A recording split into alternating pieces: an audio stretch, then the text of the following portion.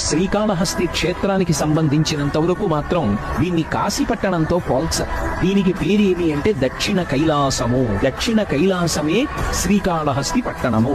అంటే కైలాసవాసి అంటారు. కైలాసమునందు ఉండడం ఎంత గొప్పదో శ్రీకాళహస్తి క్షేత్ర ప్రవేశము కానీ, శ్రీకాళహస్తి క్షేత్రమునందు ఉండడం కానీ, శ్రీకాళహస్తిలోకి రావడం కానీ, శివదర్శనం చెయ్యడం కానీ, అథవా ఈ క్షేత్రంలో ఎక్కడ నిలబడి ఒక్కసారి స్వామివారి దేవాలయం వైపు కానీ, కొండవైపు కానీ చూడడం కైలాసంలో శంకరుణ్ణి దర్శించడంతో సమానం.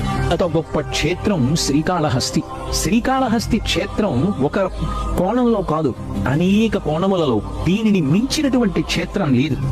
ఈ క్షేత్రమునకు ఇంకొక గొప్ప విశేషం ఉన్నది. నవగ్రహములు ఆయనకి కవచమై ఉంటాయి. అయినప్పుడు ఆయన చేతిలో అవి ఒక ఉపకరణం లాంటివి, ఆయన తీసి పక్కన పెట్టేటటువంటి ఒక ఆభరణ విశేషం లాంటివి. ఆయనకి ఎవడు భక్తితో ఉంటాడో అటువంటి వాడిని గ్రహములు కూడా చెనకలేవు.